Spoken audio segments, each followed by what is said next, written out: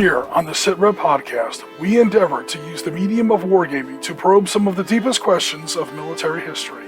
Like what would happen if, let me set the scene here, a long ago wind-swept desert plain, two forces meet. On one side, a force, a legion, elite, their desire for victory as honed as their steel and led by Ares, the god of war himself.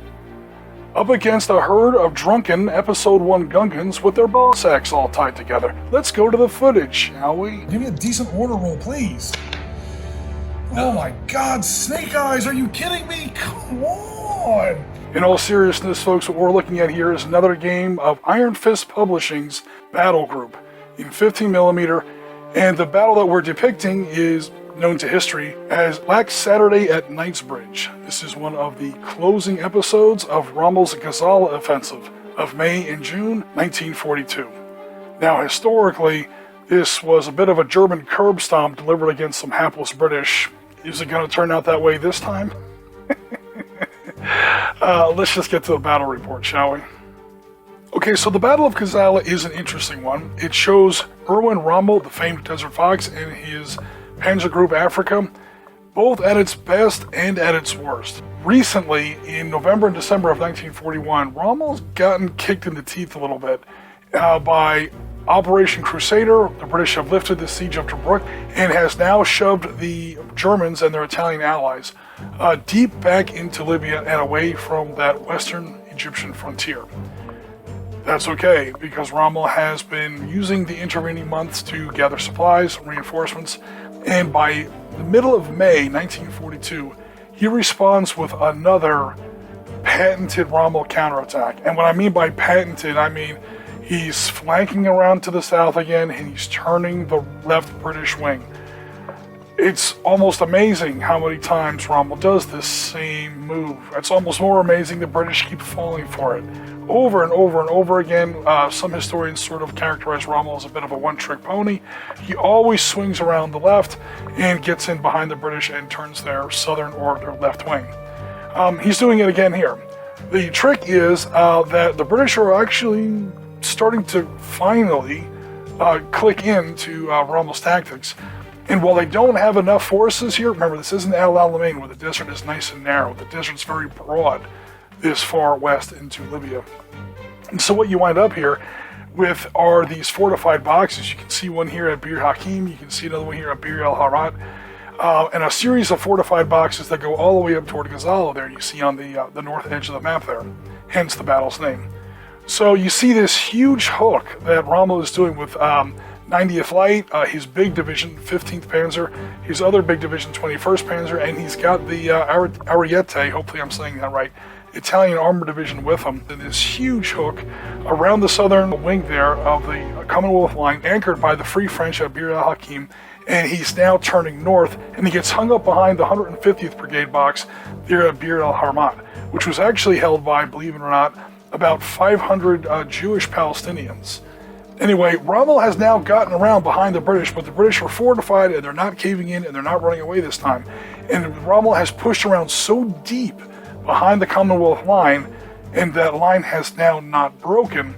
It now becomes a question of who is cutting off who exactly here. You've got two wrestlers that have each other in a headlock, and it's pretty much who passes out first.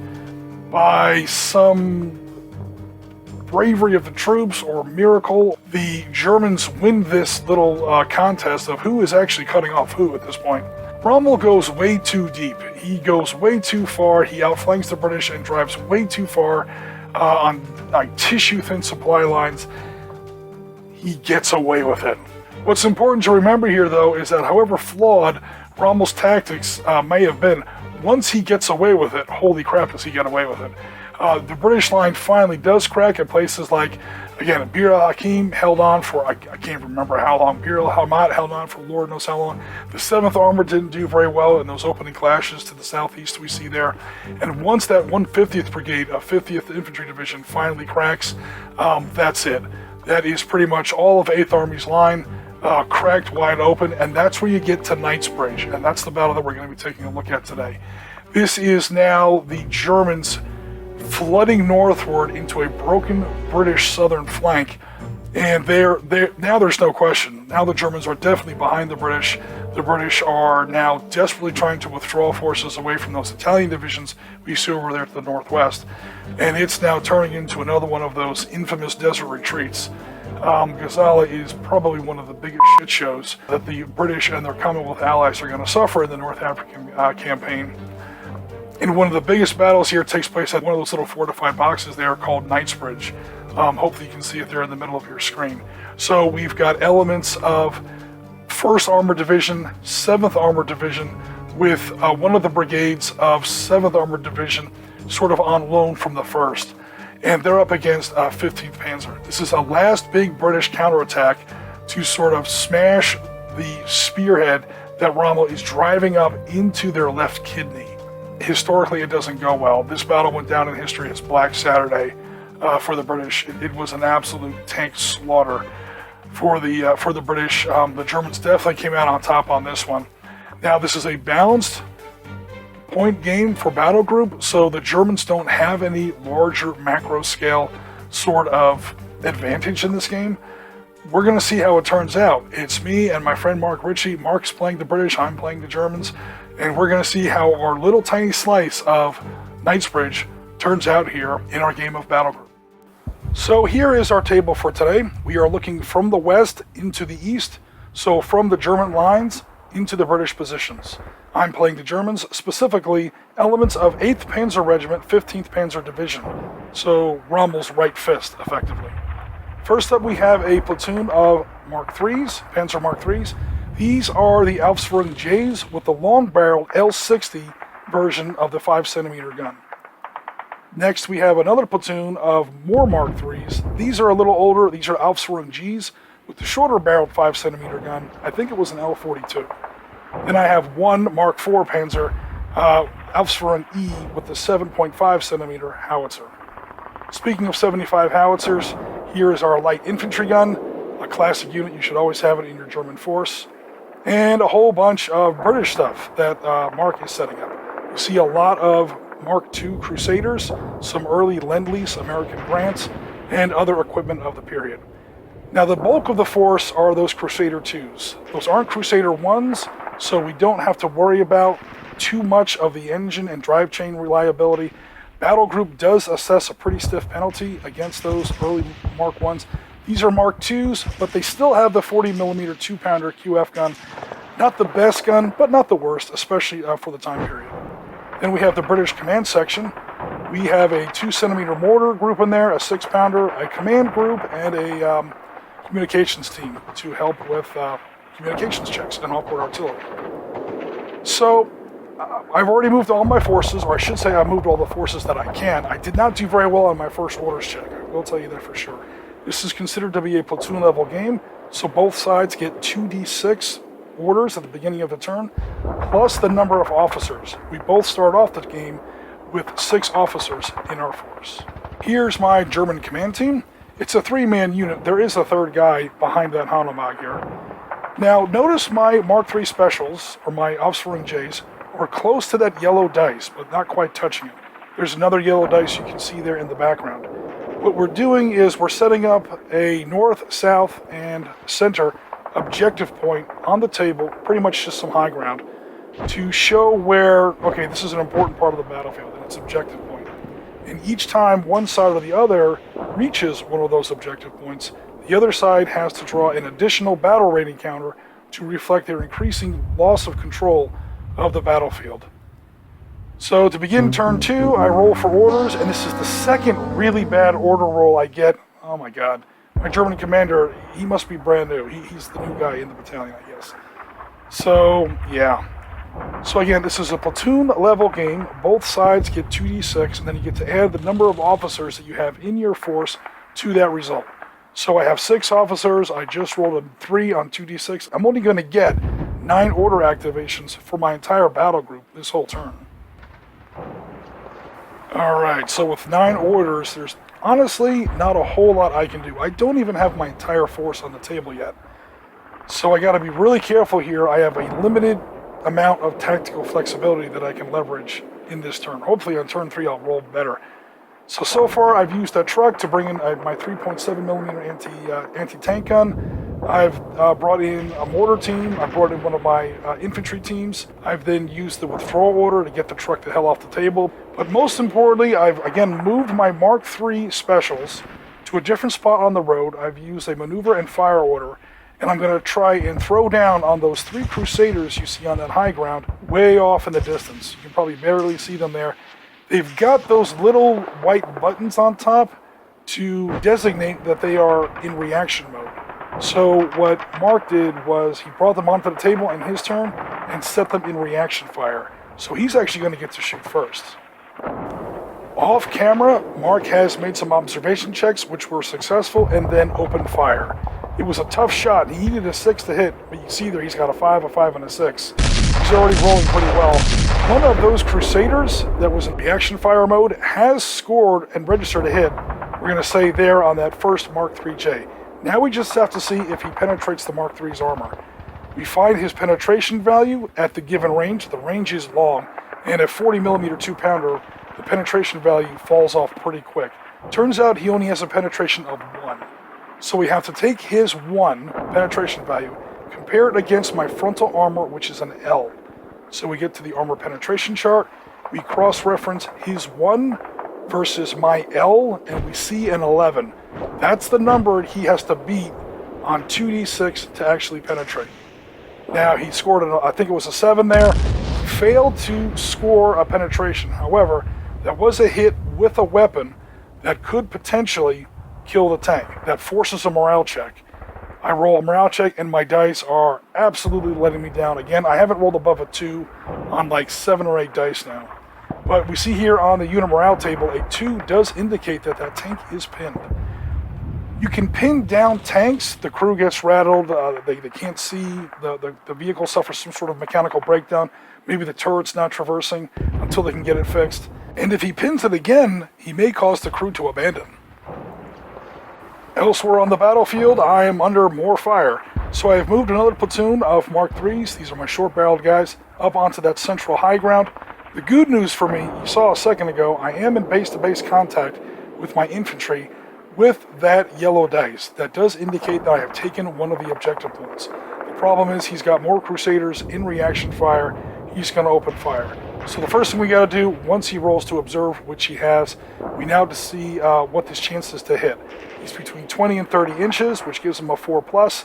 However, I have moved this activation, and I am concealed by some of that green bush that you saw there on the top of that hill. So he has a 6 to hit, and he still rolls a 6. Awesome. All right, now we just have to see whether or not he gets through the armor. He's got a much better chance to get through my armor now because these Crusaders, again, are less than 30 inches. So he's got a better penetration. Also, these Mark IIIs have lighter armor than their bigger Mark III Special brothers. So he has scored a hit. He has scored a penetration. That is a tank knockdown. I am blind reaching into this battle rating counter box. Now, again, for people who aren't familiar with Battlegroup, this is how this game works. Whenever the game requires you to, like when you lose a unit, you have to blind reach into a bag or a box and draw one of those battle rating counters. They're numbered from 1 to 5 with some special stuff thrown in there as well. You have to show that counter on the side of the table face down. You never know how badly damaged your opponent really is. Because how you lose this game is you draw those counters and your total number of battle rating damage accumulates. You see the Germans have 42 and the British have 47. They have more units, but they're a little squishier. And the first team to suffer enough battle rating damage to reach that threshold loses. What makes Battlegroup so great, in my opinion, is that you never really know how close you are to winning or losing. You know how many counters the enemy's drawn, but you don't know what those values are. And again, there are some special prizes in there, some consolation prizes, like I would love it if I drew that airstrike counter. That would be awesome. And of course, you don't suffer any battle rating damage. Something cool happens instead. All right, I'm under yet more British fire, this time from that 6-pound towed anti-tank gun you see in the upper left-hand corner of your screen. He has used the open fire order, which means he gets to shoot twice. We figured out the chances. He needs the 6 to hit. That first one misses. He rolls another 6. So there's all these long-range, difficult shots that requires 6 to hit, and he's just throwing these bricks, man. Now, the 6-pounder does hit a heck of a lot harder than a 2-pounder gun does. And again, these are against my thinner-skinned earlier Mark IIIs. So here he only has to roll a 6 or better to penetrate on 2d6. He does make it with a 7. Notice this is also, as if I didn't have enough bad news, that's one of my leaders. You see the little commander there in the turret. So next turn, I'm going to only add 5 to my 2d6 for order dice, because I've now lost one of my officers. He's either killed, wounded, or at the very least he's knocked out of action without a radio. One tiny sliver of good news for the Germans is that Mark has spent 3 orders trying to call in his 2 off-board 25-pounders to hit my 7.5 centimeter German infantry gun here. Fortunately for me, his spotter round went off into a parallel universe. God only knows what planet that landed on. It just wasn't this one. He then, even with the communications team, tried to cancel the order, failed that roll twice. Again, he gets to make 2 rolls because of a communications check. So, yeah, dodged several bullets on that one. Beginning German turn 3. This is the turning point, guys. This is where we're going to turn it around. Rolling order dice, 2d6 plus 5 for my officers. Let's see what we get. Ach, Himmel, was ist los mit meinen Offizieren, bitte? Wir haben too much of their Schnaps getrunken. Okay, before anyone goes off on one, like I'm making fun of German culture, I'm just making fun of my German forces, specifically my officers. Apparently, officers' mess for the past 6 months has been a steady diet of brake fluid and paint chips. I have no other explanation for my dice, the performance, everything. Okay, I gotta make the best of it I can. I'm gonna use 3 open fire orders on my Mark III Js. Those are the best tanks I have. It's literally almost half my turn, just this one platoon now. Because again, I only get 7 activations this turn. Alright, I'm checking for targets. Okay, I have to go for those Crusaders on the far ground, way off on that escarpment. Hey, what do you know? Those 3 Crusaders are still on the escarpment. Hell yeah, I missed. Now that 6-pounder is going to try another shot on more of my smaller Mark IIIs.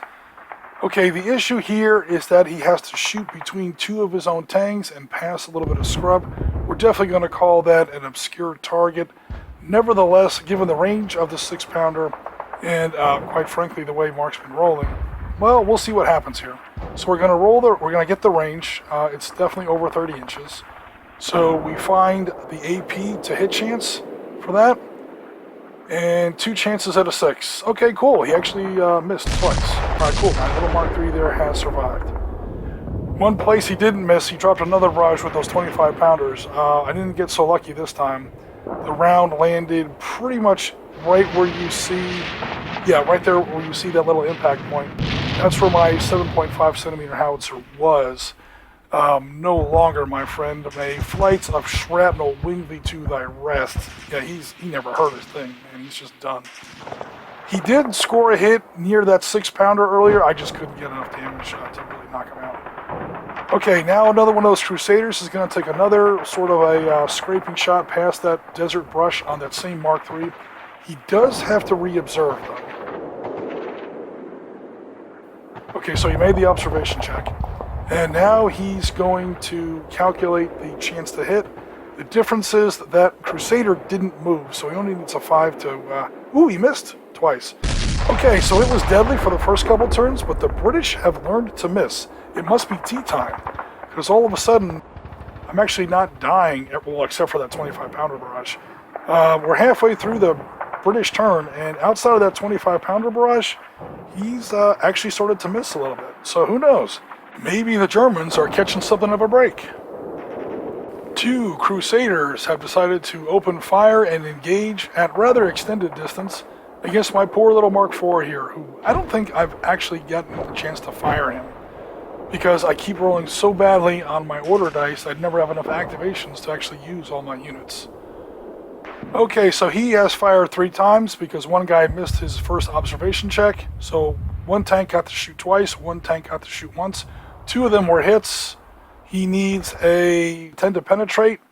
And boxcars! Oh my lord, look at these dice. Nein, mein Panzer, es ist kaputt. Yeah, it's... You guys see what I'm rolling, man. I'm rolling 2s and 3s and 1s, and there's a lot of 6s coming back at me.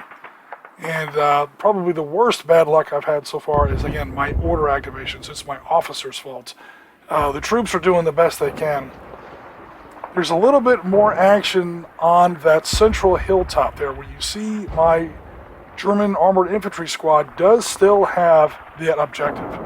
You'll notice those two Bren carriers. Where's the infantry that come with those Bren carriers? Oh, they're gone. So I shouldn't complain too much about the dice. It's not like he's not taking any damage. Two British infantry teams hopped out of those Bren carriers right in front of a squad of German armored infantry with MG-34s. Not the most safe of hobbies. And notice they're not there anymore. They've gone to glory. Let's just go ahead and put it that way. However, the Bren guns themselves are now going to try and shoot back. They still carry, obviously, Bren guns, hence the term Bren carriers. And they're going to try and engage my German infantry there in that scrub. Now, the range is between 5 and 10 inches, so he's in the second range bracket for small arms. And he is using aimed fire to hit, not suppression fire. And however, I do get a little bit of a bonus for being obscured. However, he did observe me. There are the dice for his massed machine gun fire out of both of those Bren carriers. Again, guys, I'm not going to complain about the dice, except I'm kind of going to complain about the dice. Okay, so after all infantry saves, I wound up losing 3 figures out of that armored infantry squad. The battle for the hilltop objective continues. Meanwhile, we're going to begin German turn 4. The first thing I have to do is roll orders. Hey, maybe I might roll higher than a 2. Holy crap, I rolled a 7. That's right down the middle of the bell curve, an average roll. It's the best roll I've had this game. I'm not complaining. 7 plus 5 for my 5 remaining officers give me 12 activations for this turn. Sweet. The first 5 of those, I'm going to tell you right now, are going to be my off-board 88s. Now, this is an asset that you can buy sometimes, depending on the period, for the German force. This is basically, there's a battery of Flak 36s pressing the anti-tank roll, like we all read about how the Germans love to do in the beginning part of the war. It's like 2 zip codes away. God knows where they are. They're not on the table. It's off-board anti-tank fire. Now, it is considered to be extreme range, both in terms of rolls to hit and rolls to penetrate. So I have to roll 6s. It's costing me 5 build points per roll here. Okay, we continued through all the rolls, and I did wind up with 1 6 out of my 5 chances. So I did land 1 hit on a Crusader. Now, again, it's extreme range for the 88 because, again, it's almost in, like, it's, God knows where it is. It's like 2 tables away. So I only have a 6 to penetrate. The side armor on a Crusader is M or Mike. We cross-reference. We see I need a 5 to penetrate. That's pretty insane. I'm like 1,500 meters away, and I can still... And again, it's an 88. And I roll a 7. Holy hell, don't tell me my eyes deceive me. Here we are on turn 4. Half my tanks are already on fire. But lo and behold, I have finally knocked out exactly 1 British tank. Oh my lord. Hey, but I'm not going to complain. Okay, so as you guys can tell, I'm getting tuned up like an 82 Chevelle here. It's not looking so good for my Afrika Corps forces. But the game's only half over. You never know, I could turn it around. A game of Battlegroup can turn around pretty quick, especially if I actually get an airstrike counter and call in one of my Stukas. But for now, that's all we're going to be able to do for today. Tango Mike, as always, for listening. Tune in next week to see if I can turn this game around. You never know. But until then, please remember to like, comment, and subscribe, and we'll be in touch very soon.